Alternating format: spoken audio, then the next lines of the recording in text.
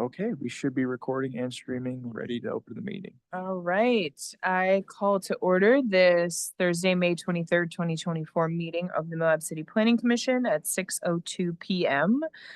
In attendance tonight, we have myself, Kai Marienfeld, Commissioners Mikkel Layton and Carolyn Conant. Commissioner Jill Tatton is here with us on Zoom.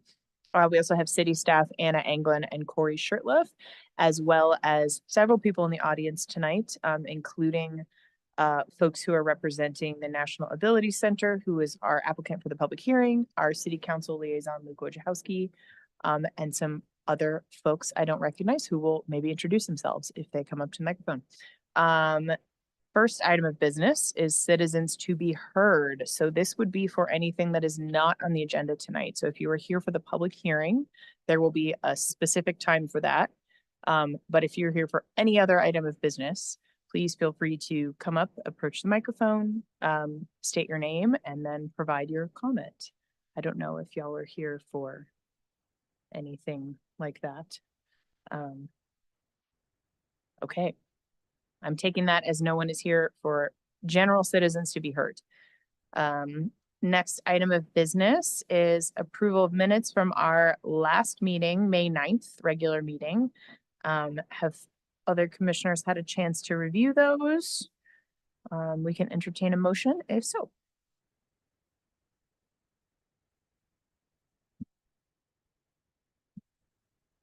Make a motion to approve the minutes from the regular meeting of the Moab City Planning Commission on May 9th, 2024. All right, we have a motion from Carolyn. I'll second. Okay, and a second from Mikkel. Any discussion? All right, all in favor? Aye. Aye. Jill, Aye. you there? All right, we Aye. got it, Jill. Okay, minutes approved with all four commissioners in attendance. Next item of business is our one action item for tonight, which is a public hearing. Item 4.1, consideration and possible action on ordinance number 2024-03, an ordinance amending the Moab Municipal Code, section 17.06 definitions, and section 17.24020, C3 Central Commercial Zone, permitted uses and regulations to create a new permitted use, adaptive recreational service provider, and an ancillary use accommodations for qualifying participants. This is a public hearing, including a briefing and a possible action following the public hearing. So I will go ahead and open the public hearing now at 6:05 p.m. Maybe we'll do the briefing first, just as a little refresher, Corey and Anna, and then if folks are here to comment, and then if commissioners have any questions for the applicants or the applicants would like to make a presentation, we do that too. Thank you. Yeah, I think that's a appropriate structure. So we'll, from the staff side at least, maybe reference where we are in the process, what next steps are from that standpoint. A quick debrief on what our last discussion item was, some of the updates that we've worked with the applicant team on so far, and then maybe at that point allow the applicants to give their presentation piece, and then following that come back to staff. Cool. For kind of that transition into the discussion area, but maybe at that point we pause, because at that point I think enough of the updates from city staff and the team will be framed enough for the public to make its comment that we can close the public hearing and actually engage in discussion at that point. Sounds great. Yes. Oh, thank you.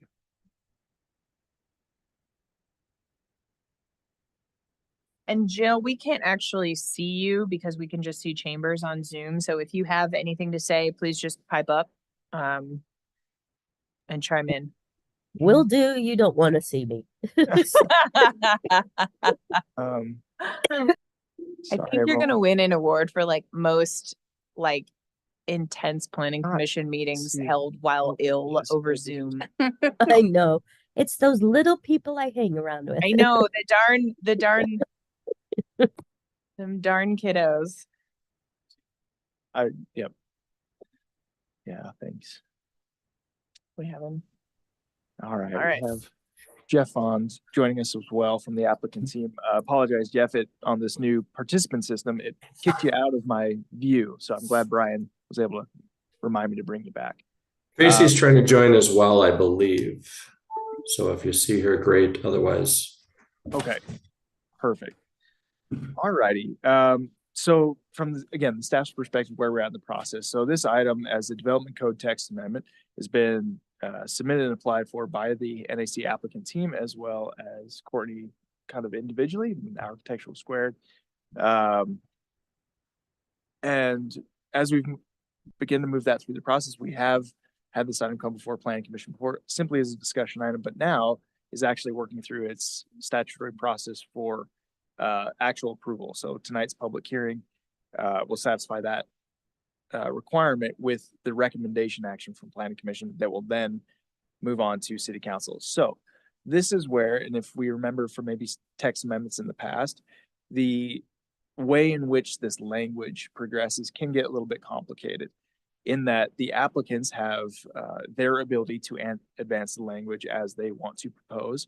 And then staff will also have its recommendations on how to make particular amendments to the existing language or maybe friendly amendment proposals. I bring that up because our attorney and I have another applicant coming in. We'll bring Tracy up as well.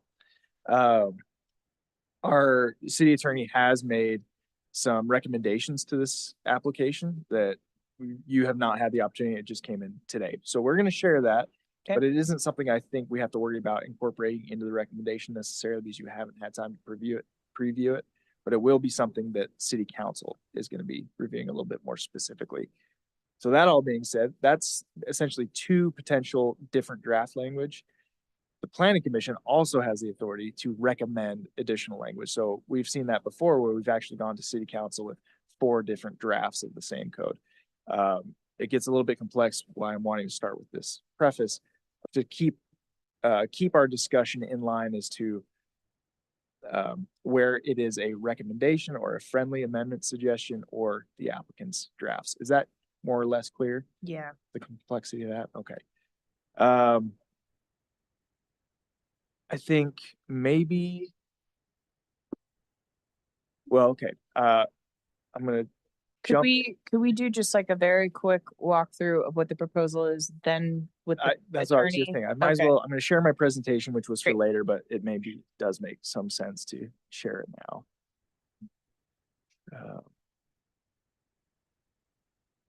So this presentation is really an update from what we had reviewed during our last meeting on April 11th, I believe. Yeah.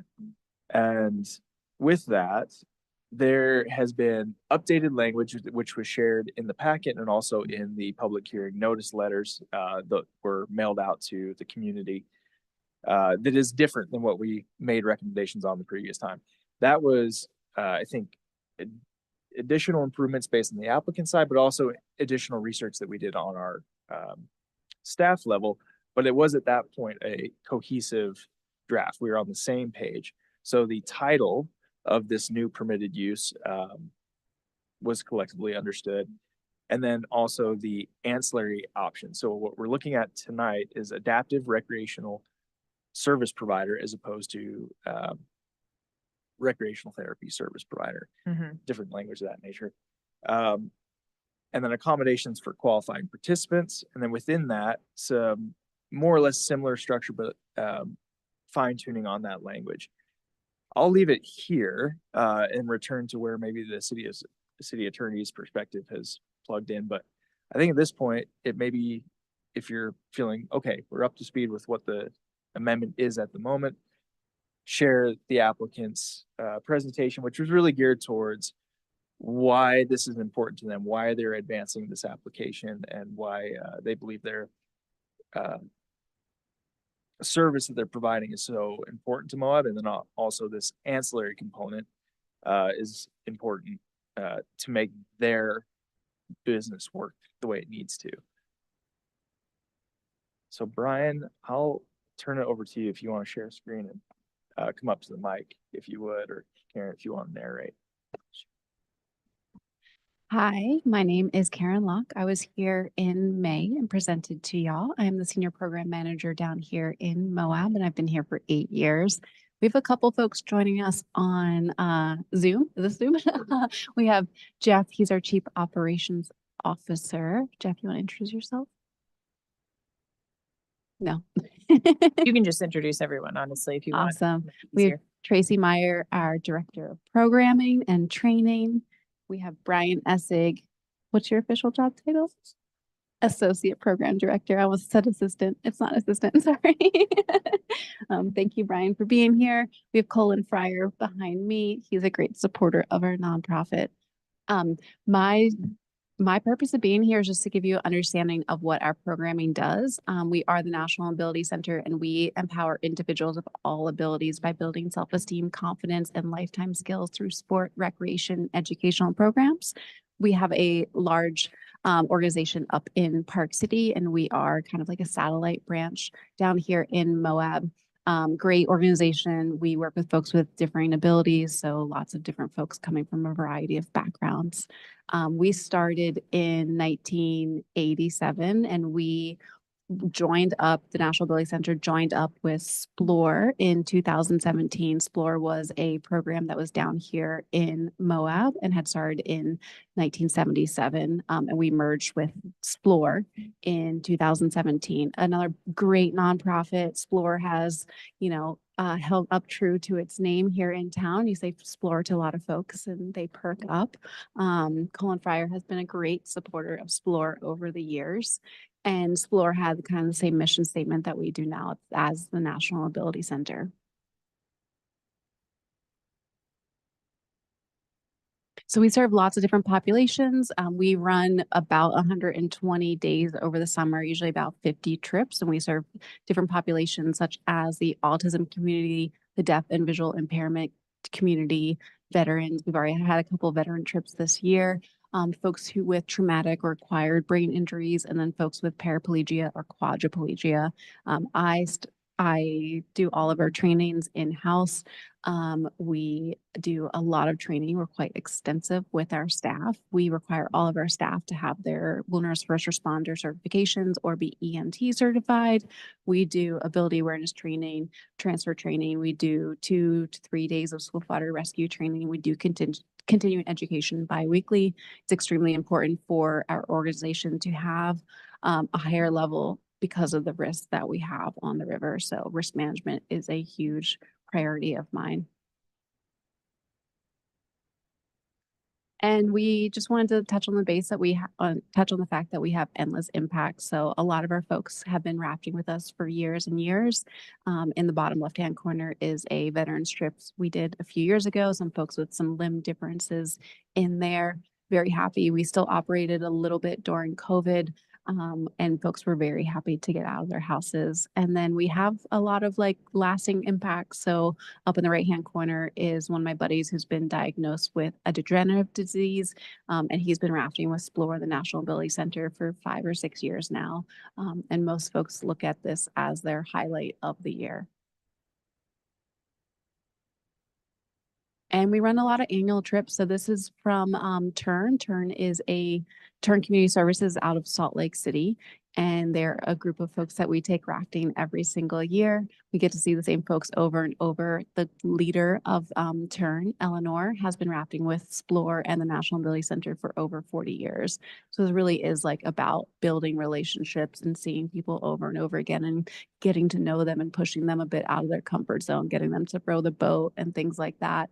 And typically when we see folks year after year, it really is about that. They're like, this is what I've been looking forward to all year.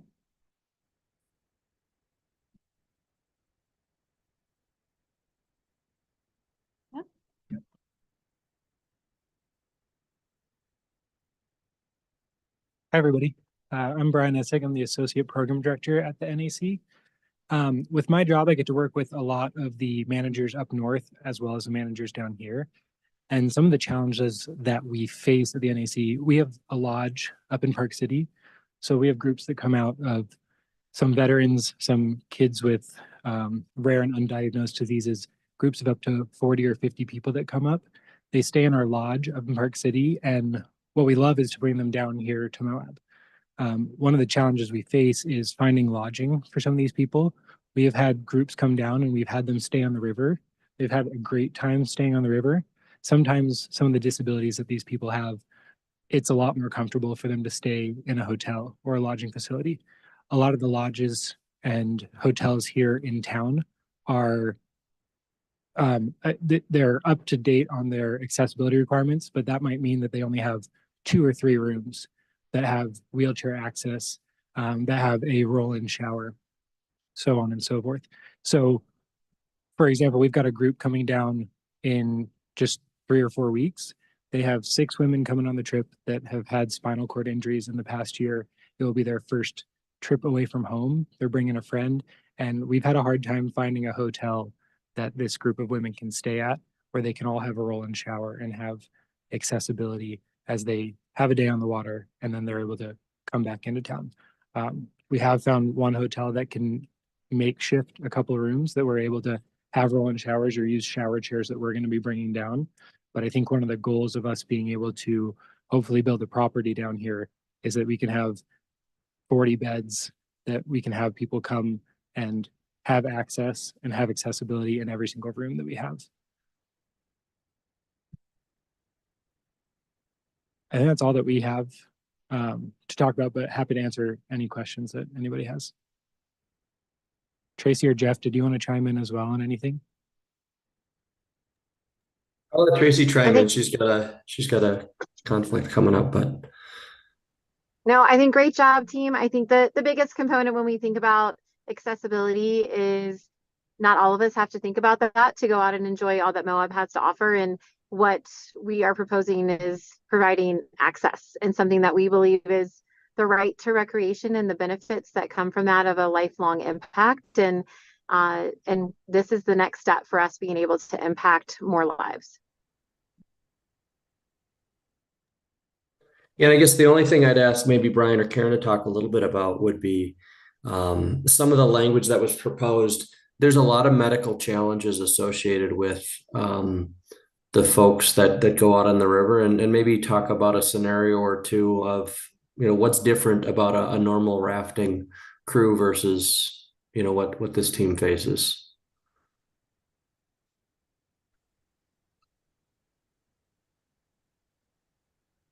Brian, oh, there he goes. Team, do you want me to talk from a medical standpoint, crew, or do you want to take it? Yeah, go for it, Tracy. Yeah, I think a couple of key components that are a part of it. If most of us have slept on the river, right? But when we talk through neurological disorders, physical disabilities, there are some major concerns that prevent people from being able to take a trip like we usually would, which includes pressure sores, which can lead to huge infection and concerns there, along with spinal cord injuries that Karen was talking about. Temperature regulation is a concern. And so being able to make some adjustments for that day trip, but then in the evening, medications that need to happen, bowel and bladder programs, other components that are needed that need to be done in a sterile environment that can be done in the evenings or the mornings before a trip is what provides needing that lodging component to help from medications and the medical concerns that prevent people from being able to do amazing trips like this. And I think to accommodate the size of some of our groups that come down, I said some of the groups are 6 to 10 people, but some of the groups that we have are 50 people that come down and want to recreate for more than just a day. And I want to be down here for a week. Great, thank you. Perfect. Ryan, if you want to exit shared screen. So if I may, I'll just pick right back up, kind of was where we were at with that presentation. Sorry, we're splitting it a little bit. But to give a little bit of background now on the project. So we were talking about process. Now we're going to talk about the project. So this was something we discussed at our previous discussion. What has brought NAC to this development code amendment and text amendment is, as the current location of this property is within Grand County, the business is looking to potentially redevelop it. It has limitations in the current zoning that it is in. And then with part of the property already existing within the city, it makes sense to consolidate, incorporate, and then have access to what is the appropriate zoning, which would be the C3 zoning. So what we're talking about through that would be a potential annexation process, but for them to annex, they need an appropriate permitted use to land on, which is not currently within the C3 or within the C3 in a way that makes sense for this group. So that's the purpose behind establishing the block permitted use. And then what is that ancillary component for accommodations for qualifying participants is this kind of secondary measure of once they redeveloping in a way that can accommodate their scope of business. This is really their first step, is to get this development code text amendment approved. And then we could almost immediately enter into the pre-annexation and annexation process discussions with city council. And then hopefully at the end of that process, we'd be moving into a site plan development phase and actually developing plans and construction models for what they'd like to do. But it all really starts here of getting the language to support them for that to even be an option. At this point, the only thing I have really remaining, unless there's any other questions before we enter into public hearing, comments, I suppose, because we are in the open public hearing, is what I would have as the attorney language, and we'll save that for a later discussion. So I'll go ahead and stop sharing, and Kaya, wherever you'd like to go from here. Can we get the attorney language before the public hearing? If you wish. Yeah, Sure. I just feel like Sure. that's sort of, it feels like it's waiting for something for some reason, but it'd be helpful Sure. to have. No, all that. I think just because it hasn't been a part of the noticing. Of course, package, yeah. this is really coming through. And in fact, Michael, the community development director, Michael Black, and myself had not really had even a moment, as he's been out today, for us to coordinate on this language. But I did talk to Nathan today, and we are on the same page. And I think it's something that the applicants will likely be able to accommodate even within their own proposed language. So what we're seeing on the screen is staff recommendations. Again, within the permitted use block, there were no amendments. So this is what was already being proposed by the applicant team, where our attorney wanted to tighten up the language is reconstructing what the use parameters or the criteria for that accommodations for qualifying participants is. Originally, I think we were framing this language in a way that could have been more broadly accessible to other primary uses. And we kept that block language, but did frame it in a way that it was really only going to be applied at this moment to this particular use. Our attorney's gone one step further and actually tightened up that language to explicitly and expressly identify.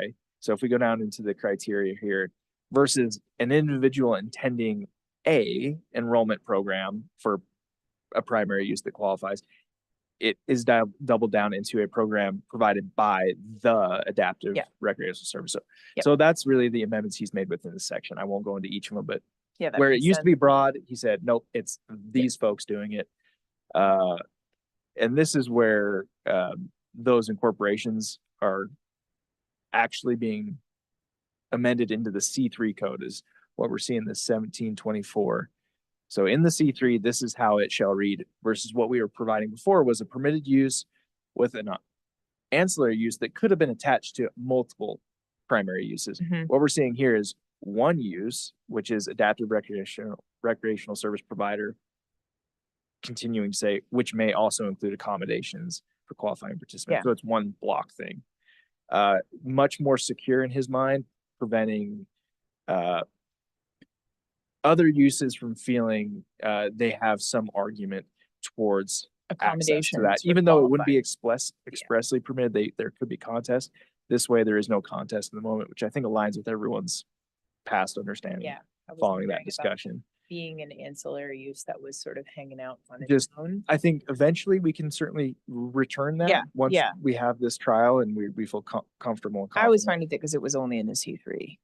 Yeah. Frankly. Yeah. So, but this is a little. It's just one cleaner. step further. Yep. And then beyond that, there were a number of revisions made by our attorney that have nothing to do with this applicant team. It's really a piggybacking process on cleaning up. So he says, since we're addressing this, I'd like to go one step further and additionally address some of our hanging overnight accommodation language in the code that's still unclear because of the current ordinance 2019-18 that removed that as a permitted use outside of the established overnight accommodations map. So aspects like lodging, it's still in there as a permitted Yeah. use, even though lodging isn't permitted. So he wants to remove that as a permitted use. And then also replace this, repeal this entire section and replace with his updated language that again, more expressly includes qualifying participants being acknowledged as a sub 30-day aspect that is approved. That does not mean anything else is approved. So again, it's nothing that I think the applicant team would be opposed to, but at the moment, we're going to kind of advance as two separate applications. But as we get to city council, we can likely collide those. So question on these recommendations from our city attorneys, these are also code changes that are being proposed. They were not noticed for the public hearing today. Correct. So these will have to have their own public hearing. No, as these are amendments that are going to be recommended, the city council has the right to install whatever amendments, as long as it's, and there's a parameter to that. We Yeah, as can't, long as they we can't go notice and start that. amending auto body shops out Yeah. of nowhere. But if we're cleaning up code that is surrounding what is the use that's proposed, Okay. This additional language does not have to go back for public hearing. Does that make sense? Yes, Um, but yeah, for I'm like, forgetting the state code that actually expresses yeah, where that bubble is, That that makes sense. boundary. but yeah, like Luke, it might be worth flagging that that's something that wasn't really Yeah. enamored or Yeah. enamored, elaborated on for the public hearing Sure. today. Sure.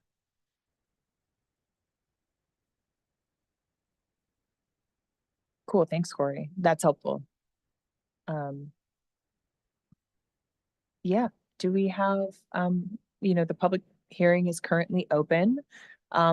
Would anyone in the audience like to come up in and make a comment, for the public hearing today? All right, just come up one by one. Please state your name and try to talk clearly into the microphone, and you have 2 minutes. 2 minutes. 2 Okay, thank you. minutes. Colin Fryer is my name. A quick little history of SPLOR and now the National Ability Center. I became involved with them 40-something years ago in Salt Lake City when there were 2 boats, some disability children and some mothers who wanted to see that they got equal rights and got to have a chance to do things that other kids were doing. And so they solicited support in Salt Lake, and I was one of the ones that helped them. And as the program grew, we went from 2 boats to 3 boats. We went from 8 volunteers to 12 volunteers. And the program grew bit by bit, just by the good grace of people. There was very little government money. It was just mostly doing volunteer work. When I moved to Moab in 1990, I brought SPLOR with me. And Corey knows the John Wayne cabin. I'm sorry, I get a little emotional because I'm really passionate about this.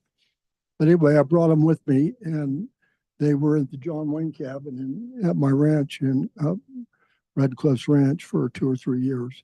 And we started to outgrow that, and so I found the house for them where they're at right now. What's happening today is that we're hoping to fulfill a dream. The dream is that we can have the participants, the guides, the parents, and the family all together. Anybody who has any experience with people trying to recover, they know that it's hard when you put the guides here, the parents here, the counselors here. And that's what we've had to do the last 15 years because we haven't had a place. And so I've been looking for that place for a while and was instrumental in putting this deal together now. What these people need is they need a place where the participants can also feel like they're part of the family. They can also feel like they're part of the group. And when they have to go to another motel or someplace different and everybody gets discombobulated, it actually kind of mutes what just happened on the river. Because what happened on the river is they all got together and they all got to commune with each other and they got to be brothers and sisters. And then when the trip's over, they come back and they have to go all on their separate ways. In the early days, we just camped at the ranch, and I'm sure it wasn't legal, but it was good. I'm sure it wasn't legal, but it was good. And so I'm not really here to argue about the zoning because when I found that property, I thought it was already zoned okay. I didn't realize we were going to have to go through this. But if you can find a place,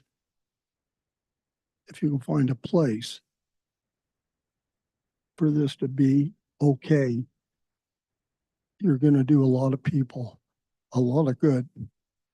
Thank you. Thank you, Colin. Would anyone else here like to say anything for the public hearing? Okay, and we did not receive any comments via the city's public comment portal or email, correct? Correct. I did speak with 2 people on the Okay. phone, Great. and it was just more about clarification on what this was all about. Okay. So not really any comments. Okay, So great. Thank you, Anna. All right. That said, I will close the public hearing at 6:32 p.m. And now there is time for discussion about our possible action, which would be a potential recommendation to City Council, who of course is the land use authority on this particular thing, for the new permitted use and ancillary use as discussed. Questions, comments, anybody? In what zone is outfitter guide service already allowed in the city of Moab? C2. Yeah, there's the C2, the RC, and the SAR zones. If you want to give us a minute, I'll double check that is the entirety, but from memory, that is the 3 So there's zones. several zones already existing in the city where outfitter guide services are allowed at this time. If it was a new business coming in, they could start something up In those zones. yes, and that what I might say too is outfitter, and this is something I spoke to the attorney about today. Outfitter and guide service are not mutually exclusive. Correct. And there's also in the SAR zone, which is special area resort, is a single property entity and single zone, not unlike our mobile home district, which is a single property, is essentially the Lions Back property. So while for sake of discussion, it is obviously technically a whole different zone that elaborates on those. That's actually where we have our most current language for outfitters and guide service rental. It's kind of not part of the discussion because it's Lions Back Resort. So I kind of will say it's just its own thing. So at the moment, we're looking at the C2 zone and the RC zone, Resort Commercial North Corridor, and then C2. And in those 2 zones, I believe it's 2 separate descriptions of what's permitted. So if you want to humor me, I'll pull it up really quick so we can look Yeah, sure. directly. So it's outfitter guide services are not currently in the C3. Correct. Which is part There's a of, bunch in the C3. correct. So Yeah. that's Like all more, the ATV rentals in town are in the C3. so that it's not a permitted use. And Yeah. essentially, I think what the understanding was previously is out of precedent or out of maybe lack of thorough review of the process. They're like, Yeah. oh, of course it is. Yeah. But if you actually go and look at that zone, it was never installed That's there. crazy. So the C3 zone and C4 zone, our central commercial zone and our general commercial zone, Yeah. neither of them have those options yet are full up until as late as I would say business licenses being approved is 2021. Yeah. When Tagalong so- was bought. Our 'Cause- tag along. Yeah. Yeah. And so And then Canyon Voyages that's with crazy. the review, there's a number of scenarios that have put highlight into this, specifically during the COVID Yeah. couple of years, and particular emphasis on some of these outfitting companies. And that's something that moving forward with the update, we've talked about multiple times. Not all outfitters and not all guide services are the same.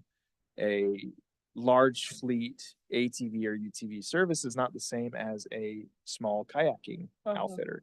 The impacts are not the same, the uses are not the same, yet our code is deficient in describing not only what they are, Yeah. but where they ought to be.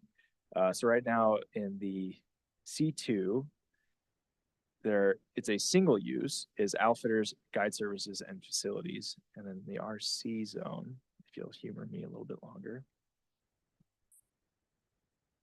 is Sorry, something I tried else. to look all of this up myself.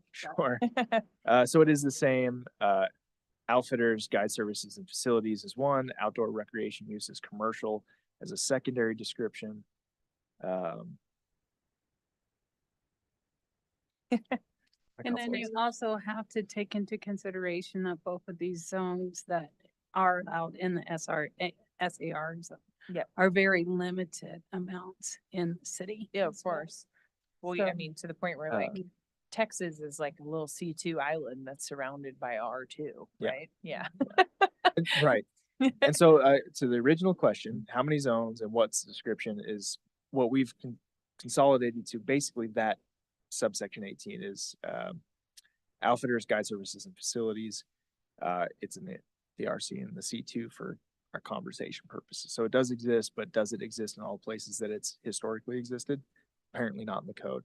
This was identified, to some perspective as a possible error. But through the city council's review and administrative review of this, it was not something they were looking to reinstall or fix Mhm. until the update has come through and they want more time to explore. Is that an appropriate zone? So to give a little bit more of the workings behind the scenes of why this hasn't been fixed on its own already. Totally. So it's not saying something that I think when NAC came to us and said, hey, we want to do this, we were like, oh gosh, we never thought about this. This has been going on for a couple of years. Where I think from the staff perspective, we certainly see the discrepancy in what's happened, but the ability to fix it has bigger implications that we're dealing with right now. Okay. And what makes this one different from the other outfitter guide services is the additional need for overnight accommodations to go with it. Well, I could maybe let NAC maybe answer that. I would suggest something slightly different. I'd say that them being bundled as an outfitter is maybe kind of what I was saying is they don't meet the same description of use, I would think, as even a standard raft company, Mhm. let alone a UTV company or something. They're really more adaptive, or I know we battled a lot of language, but yeah, you guys are welcome to come up.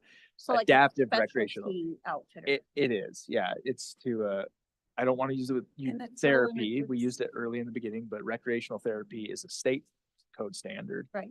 It's really under that umbrella. This is a And it's not a general commercial product that lay people could walk in and correct, seek the services of. right. It's This not even sort of started set up with as that same some kind of- language as community service was one of the major original language pieces. But Karen, Yeah, please. absolutely. So, yeah, I like that you brought up the word therapy. Although we do not provide therapy, we do think of it as like a therapeutic kind of service.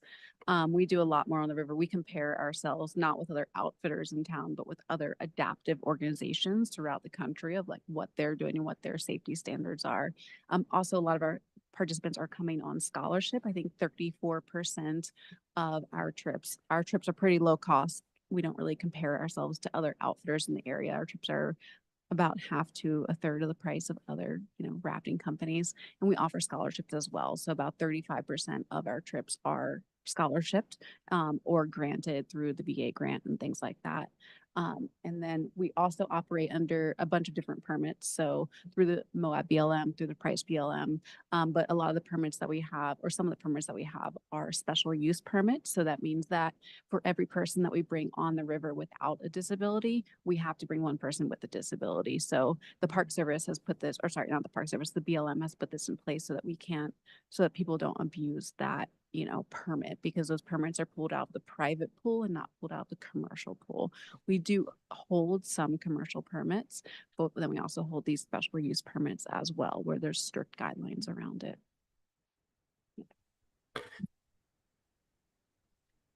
just to add on that too, there might be a few other companies in town that might run a trip for kids that are visually impaired or veterans. They might do one or two of those trips in an entire season that they're running. It is, I think we did the math, it's more than 95% of the trips that we run these days. Every single trip that we bring down fits into those special use permits that we use, because those are the populations that we serve, and that's all we want to be serving. Thank you. Yeah, and I guess I'd add that, when someone does have a disability, recreation is one of the first things that disappears, that's cut out of their life, and they don't have the opportunity to participate in. And so we gave out across the National Ability Center last year $640,000 worth of scholarship dollars so that people could get out and recreate.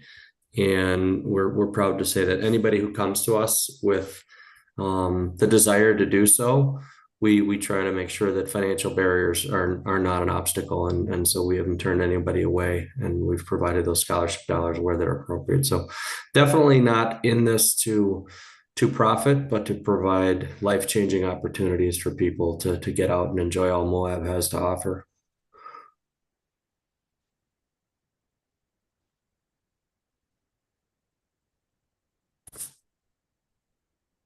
Other questions from anyone or further questions?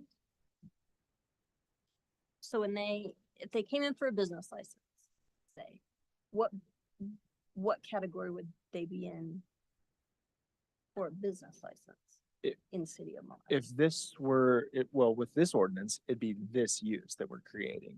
Adaptive If service provider. like today without this ordinance, what would they be issued? I think that's what we struggled to find, because we did look at, it's not a school. I think, and there's some, we talked about. Right. So, our limitation in code, not just in outfitters, but through all of our other uses, doesn't place a lot of opportunity for them to fit into their appropriate category. So they would have been maybe somewhere between a school and an outfitter. I think even early on, way early on, talking with Courtney, as far as site plan goes and pre-annexation, that's where we were kind of aiming and maybe doing a combined potential use. But the further we got, the more inadequate that seemed to be, that they really ought and need to be within their own category. Yeah. Individual category. Okay. Yeah, I'm more curious, what that has me thinking about that. So like Moab Tour Company, for example, which took over where Tagalong was, when they came in for their business license, what category did they fall under? Probably outfitter guide services. Okay, which is permitted in the C3? It is not. So, as I was, I don't. We're not trying to get anybody in trouble, but like Within the understanding. history, as my review as the director and Yeah. issuing these licenses, when that first license came in for my review, I went and said, okay, let's go through the process, Mhm. and found, oh, this doesn't actually exist here, and had brought that up. Oh, city manager, city attorney, this is our issue. But clearly by precedent, that's been going on for quite a long time. What is our action? Yep. And our attorney's review currently, and founding of case law and state code, we're incapable of utilizing precedent as a findings for approval of code. So we can't say, look at all these other businesses. Yeah. Well, it doesn't matter what the code says. We're just going to keep doing what we've always been doing. Yep. That doesn't hold up in court. So, ever since that initial, and I think that was in About a year. 2022 early, we have no longer been issuing those licenses in those multiple zones that don't allow it, which has caused a lot of issues. Yeah. As you can imagine. But what it did do is essentially made all of our existing outfitters, guide services, and other companies legal, non-legal, Yeah, non-conform because they non-conform. were approved. But that's created its own sets of challenges for these folks of trying Absolutely. to continue to redevelop or improve properties. So we're working with a number of folks right now on how to wade through this time period where we're in this limbo of Code amendment. getting the code back Yeah, up to speed yeah. in theory. I'm curious if this is adjacent enough that it could be added for city council to consider. In reinstalling outfitters, guide Or, services. in the or C3 zone. installing outfitters and guide services into the C3. That could be a possible recommendation from planning commission. I think, Just in the I will say, interest of cleaning house while we Without do it, but also the Michael or bigger, Nathan here, I'm gonna, thing. from a staff perspective, probably Yeah. just not make the comment, but I think you're more than welcome to make that recommendation. well, you can see, that's a larger can of worms discussion, I think. It is. It but is. Multiple worms. yeah, it does. Well, yeah. I Long mean, term, it does make sense, but I do like the idea that like we are recognizing their existing uses partially in the city, partially in the county or on the border, like y'all's properties are. Looking to annexation, trying to make sure that we're bringing anything new that we bring in is brought in as a permitted legal conforming use, not Right. as a oopsie. A Band-Aid, yeah. Yeah. So I think that makes sense, but I do think, yeah.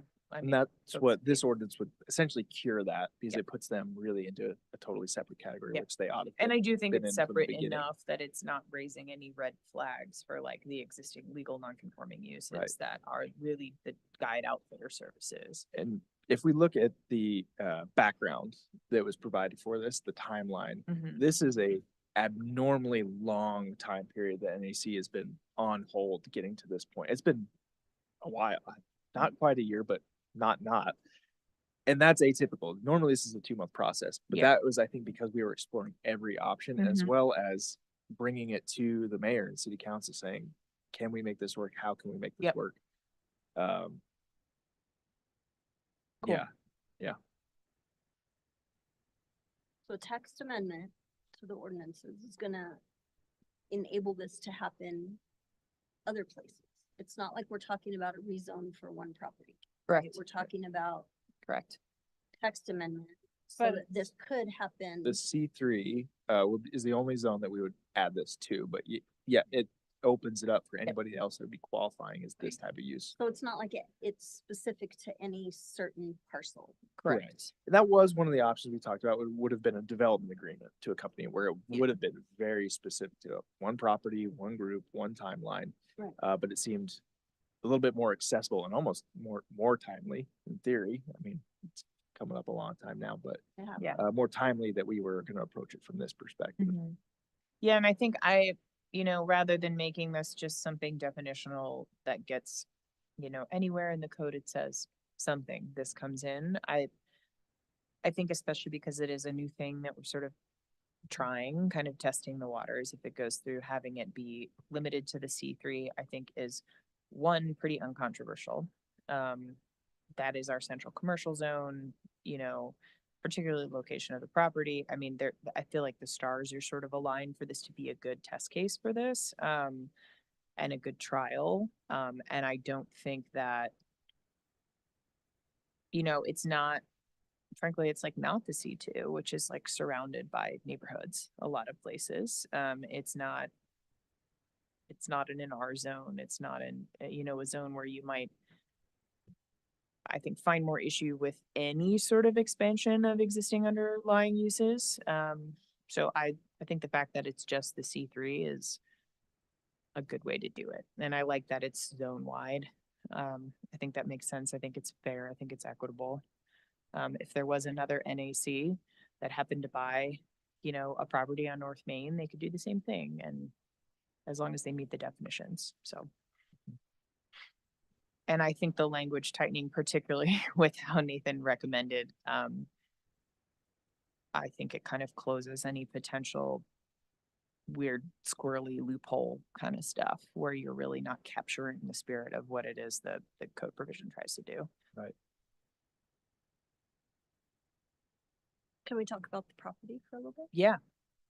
Sure, I do. Before we do, and I made this disclosure when we were our discussion item, Yes. is that we, I think, have the ability to discuss that within some context, but we are looking at a development code text amendment. So in theory, Yes. there is no property, there is no project, Yeah. there's not even NAC. It is just what the text is. But I think for scope of just a holistic understanding, I think maybe it'd be, appropriate Applications to are a certain tied to a point. property through, Through probably right? applicant name only. Okay. They're the champions of this They don't have use to for name a anybody. parcel when you No. apply for a No. text amendment. Yeah. No. but yes, go for it. Okay. How much of City of Moab is C3 zoning, if you had to guess? I have the map up if you want to look, if that's helpful. It's all the red right there in the middle. It's really like our central Highway commercial commercial. corridor on Main. And It's like South so- Main to North Main, Okay. basically. And that's the zoning that would make sense for that little neighborhood right there? Because it's Ma- close. The That's alcove of what it's county. surrounded by. So Cermak Road, in fact, and I think why, with Colin being here, Right there by C4 and C3. Yeah. that makes sense. I think we can pull up the location map, right? did that answer your question, or are you still? No, have- I'm curious because it is a little county section there surrounded by city, so how come it hasn't been annexed before, just as it is? by City of Moab? I think back to the similar discussion that we've had in other annexations is that the city is not actively annexing properties as the city. So particular property owners have the right to petition to annex on their own, which we're willing to entertain, not even grant by right, but it is within the approved annexation boundary area. Okay. So we would, in theory, at least entertain it. And then potential conditions could be applied, and that's what we're typically seeing is if you want to annex, there's gotta be a reason that we're doing that. It's Okay. not just because an applicant wants to, it has to be contributing in some way to what it is the city's policies and intents want. And there's not an active open petition for annexation at this time for any of these properties? I don't, we have pre-annexation discussions, but I don't think we have an active There's nothing petition on paper. ready, do we? Nothing has been submitted yet. Yeah, I think we've started down the route of pre-annexation, but have not gotten to the petition process. Chair, there's a, Yes, If you'd like. if you would like to come up to the microphone again, Mr. Pryor. Sorry for my emotionalism before. I was, Don't apologize. well, anyway, I was caught up in the moment, but when I was helping him find the property, I didn't really understand and research the zoning, which I should have. But, that property was a bar before, and you would think a property that's a bar would be a property that you could have some housing for disability people and their guides. And I'm not sure if maybe we're going the wrong way about it. If you're afraid that all of a sudden this is gonna open a can of worms, there's gonna be a whole bunch of people like National Ability Center coming to town, well, I'd say that's great. You should encourage that because they're doing good work, and anything you can do to make it easier for them to do that job, that's what I think you should do. But if it needs to be some sort of we need to approach it in another way, we can certainly do that, but and maybe it's important to understand what that property is and where it sits and how it benefits these people, because it's a sliver of heaven up there. It's not surrounded by residential. It's kind of at the end of a dead end road. It's easy to get on the highway and get up to the canyon. It matches the property matches the need so well. It's quiet up there. It's a place that they can kind of have a sanctuary. So why can you have a bar? Why is it okay to have a bar and not have overnight lodging for people doing a great service to other people? That's a question I'd ask you. Is a bar allowed in C3? a bar is. And I think that's part of the discussion, this campus. Why I kind of motioned to Colin and the audience is, collectively, the ownership of the campus is Colin's under the title of some of these parcels, and then NEC is the others. So yeah, the situation when I think Kelly, you were saying, well, what about the people that own the properties?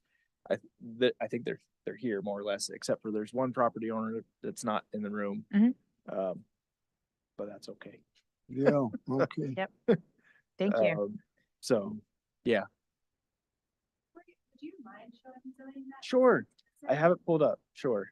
Yeah, Just because there is such a big part because it's already. yeah. That's showing okay. There it is. So all of Zoom the out. properties that Mr. Fryer owns and the National Ability Center owns are intended to be the C3 properties, and this is gonna be a campus, not just one parcel. We haven't gotten quite there, but I think that is the intent. So, Okay. if we can zoom in a little bit. This is, I don't know what we call this exactly, but the shop, the boathouse, on this side of Cermak. And then this is the current guidehouse, on this side of Cermak. And then these two parcels are National Ability Center owned, which is the area that's up top, which was previously Elks Lodge, that is the intended site of what would be this development area. Yeah. So it's basically everything except that parcel at the bottom left that's in the county. Correct. So this is yeah, correct. So yeah, anything that is colored, maybe I'll specify, anything that has coloration Mhm. is in city limits. Anything that is landscape, that's in the county. This purple color is the C4 zone. This red color is C3. And this is oddly, as Mr. Fryer pointed out, R3 zoning, which is not, it's not concurrent, other than at one point, it likely had a radial zoning overlay from the highway, not unlike the county, I think, continually has highway commercial that way, where it's off of the center line of the highway, 200 feet, I believe, something like that. Which seemed like a good idea at the time, I assume. And it probably served its purpose. I think we're maybe getting to the point where the purpose has changed, but that's likely why we have this weird zoning of Mhm. R3 that is first of all, split zone, second of all, non-contiguous. Yeah, the little lollipop, the split zone lollipop, that's real weird. And overnight Oh, accommodations 3 are zones, look allowed at that. in the R3 Yeah.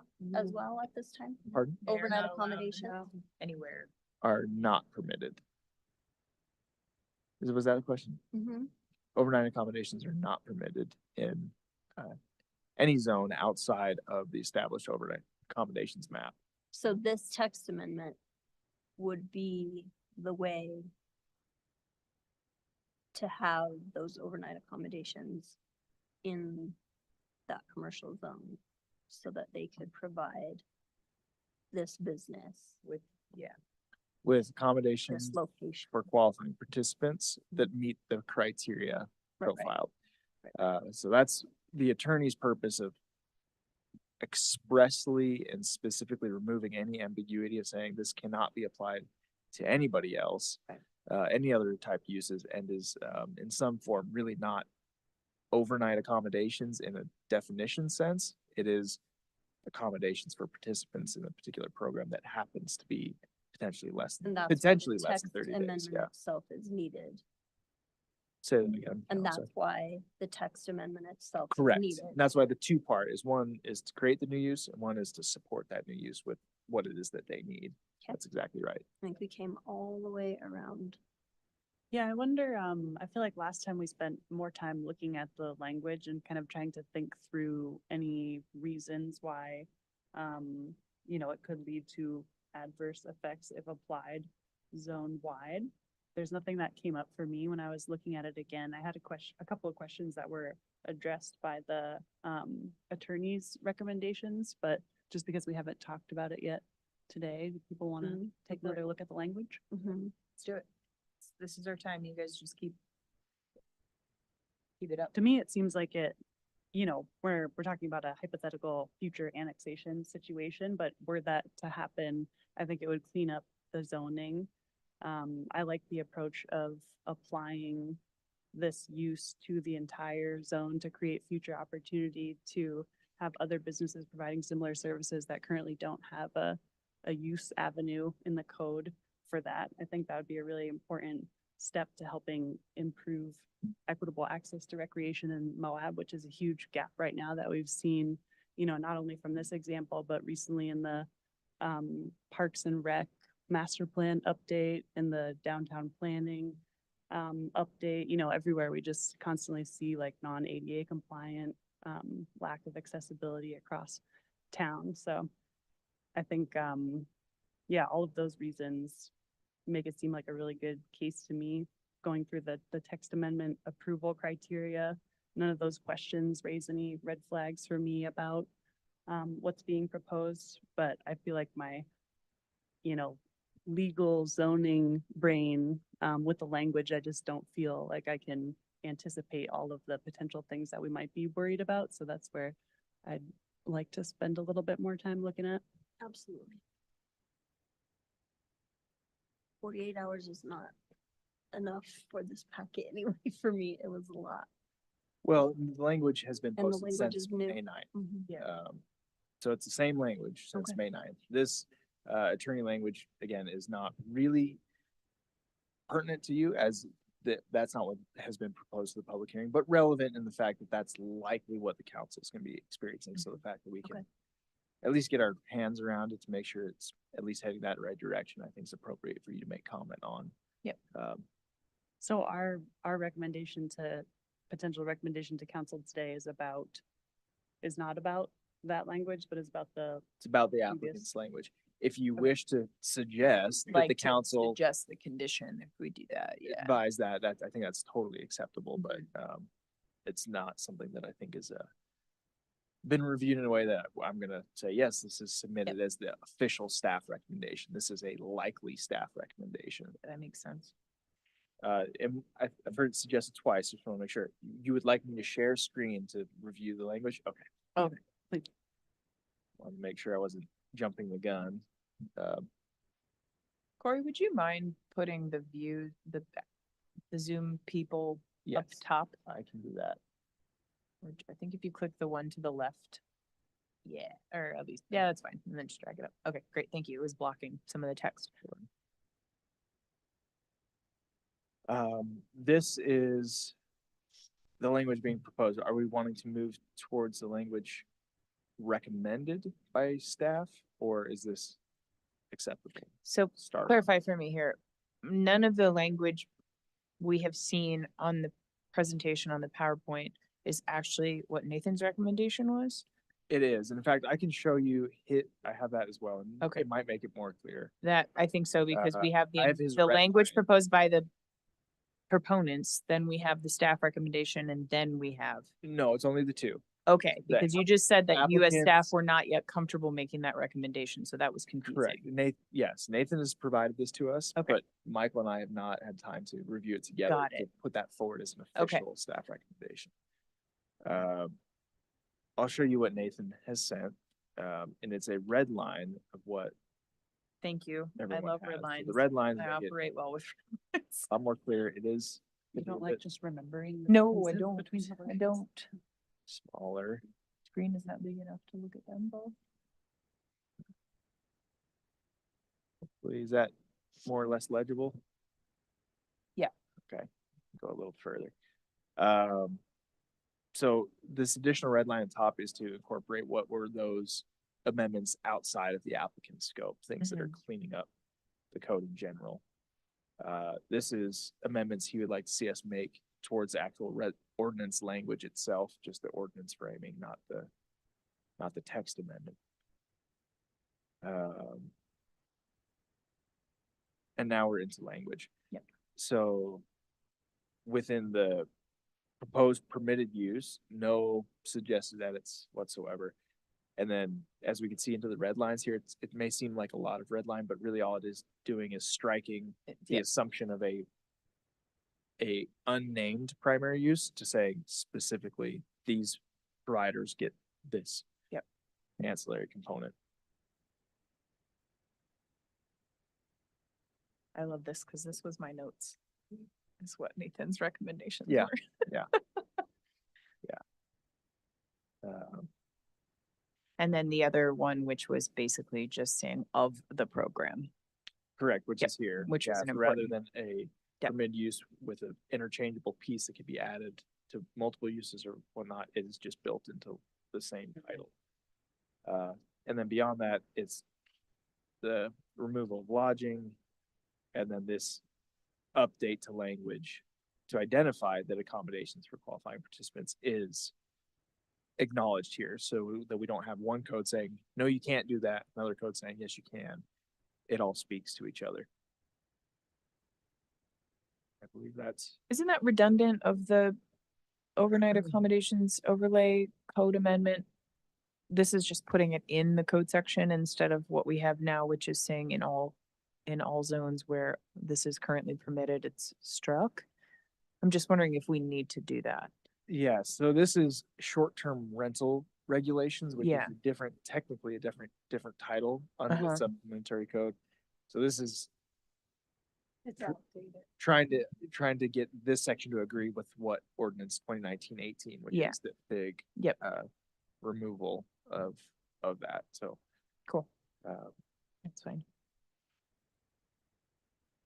And frankly, I mean, I think having been around since 2019-18 and its sort of genesis, the intent was always to, as appropriate, add specific overnight accommodations back into the code. This just happens to be the first way that we're contemplating doing it, and I think that is great, frankly. So it has specific parameters, it has sideboards, it has a demonstrated need. And I think it's, it makes sense. And it's not like this was something that, like, under no circumstances were we ever supposed to consider having overnight accommodations in any way, shape, or form as a permitted use in zones, in any zone, again, just sort of generally. This is sort of the direction that we were headed all along. So I think with that context too, I think it makes extra sense.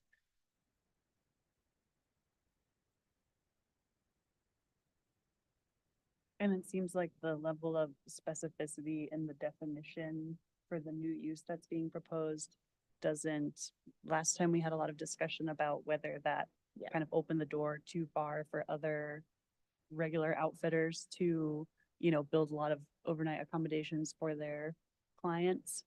But, Yep. these criteria feel like asking you all, feel specific enough to for that not to be the case. Yeah, I think the sort of double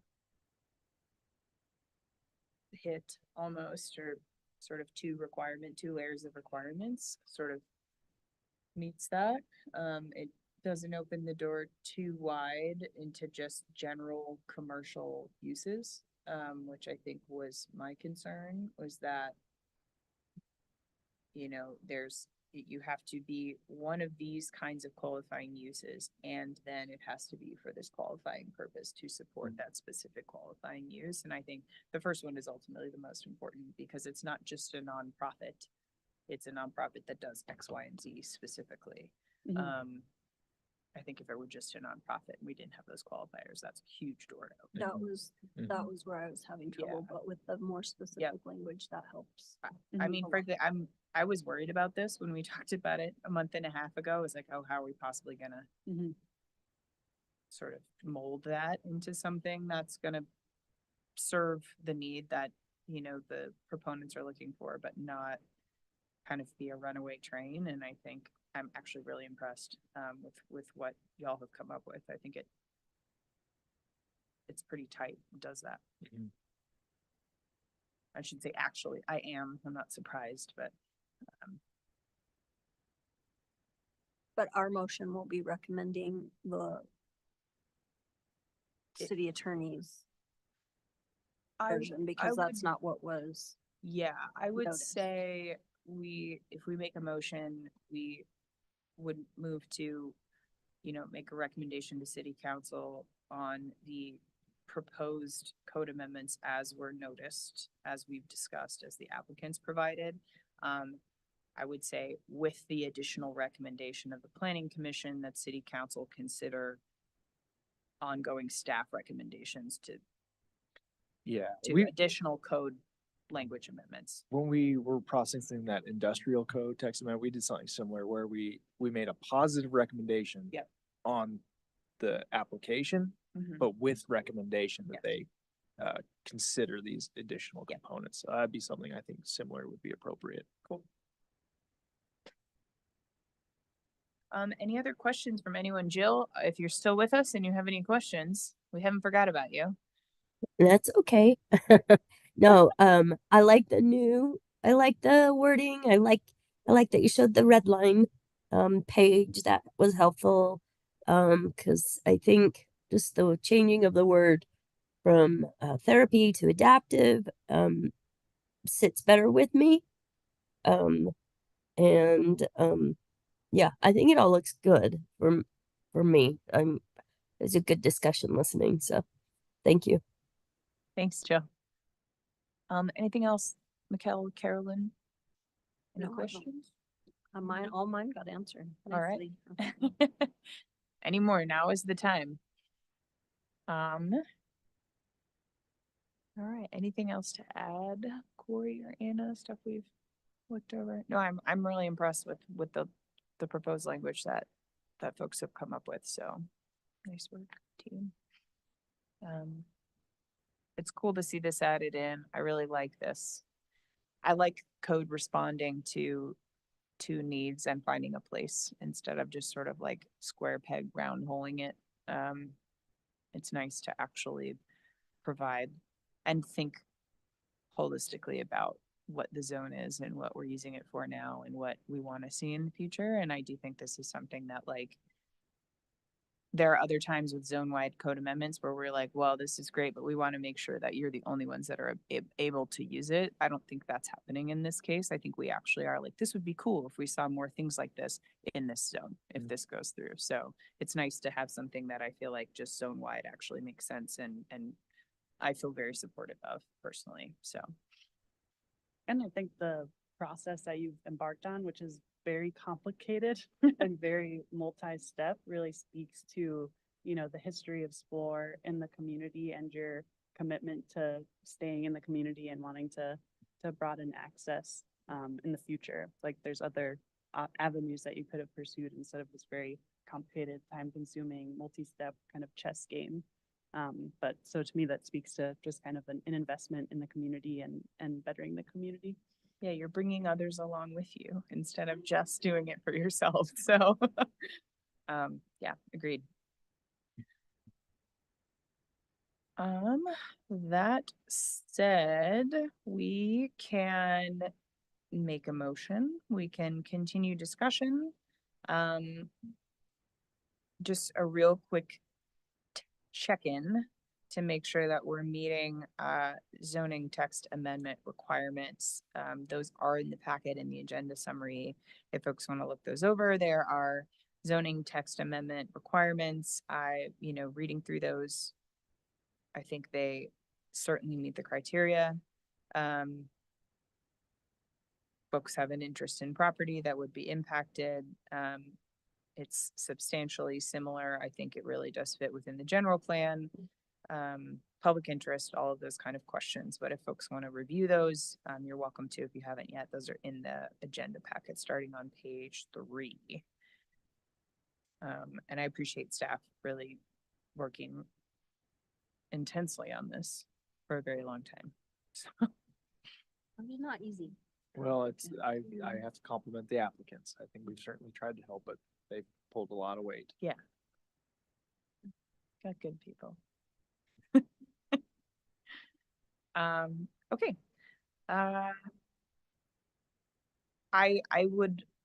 I'm happy to make a motion or Craft that motion. I always have to make the complicated motions. You wordsmith it. Oh, okay.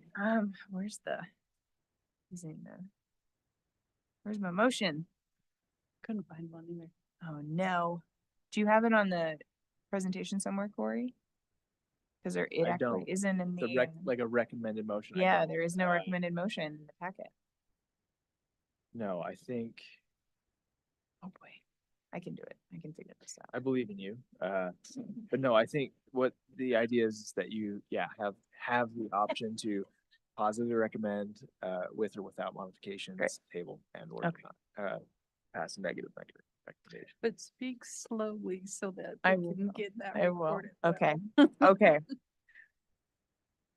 I move that the Moab City Planning Commission make a positive recommendation on ordinance number 2024-03, an ordinance amending the Moab Municipal Code, section 17.06 definitions and 17.24.020 C3 Central Commercial Zone permitted uses and regulations to create a new permitted use, adaptive recreational service provider, and ancillary use accommodations for qualifying participants, with the additional recommendation that city council, in considering our positive recommendation, incorporate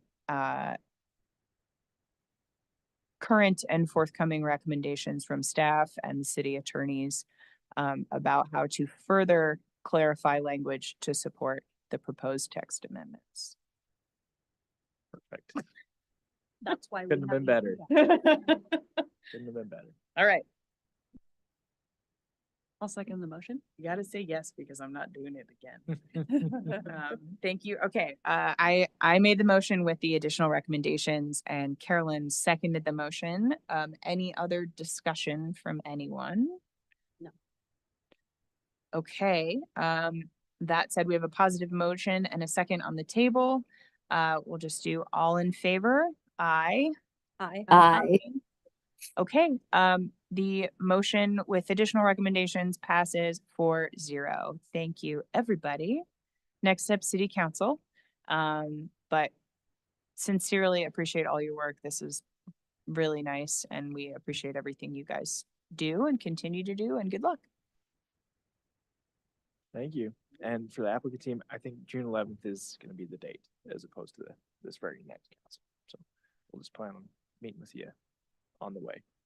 Thank Cool. you, guys. Thank you very much. Thanks, everybody. Thank you. All right, next, future agenda items. Let me see. Thank you.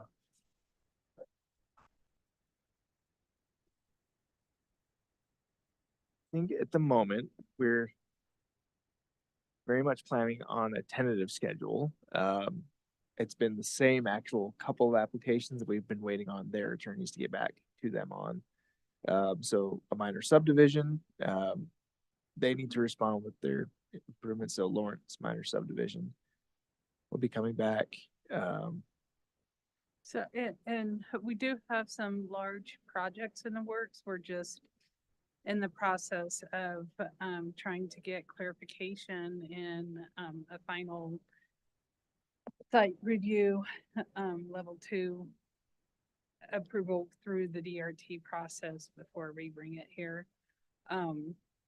But we don't really have like anything active that is completely planning commission ready yet. Cool. Yeah, I know we sound like a broken record, but we on our schedule every week, we're like, okay, maybe this week. Yeah, So we want to get it. keep that positive momentum that they will get what they need done. We do have things going to city council though. So We do. There's quite a few things on the city Yeah. council, which is good. What is the adjudication timeline on the current review on the Cottonwood condos? I know that potentially is really amorphous if it's like other areas of the law with judges, but Our current briefings have been submitted, and I think we are scheduled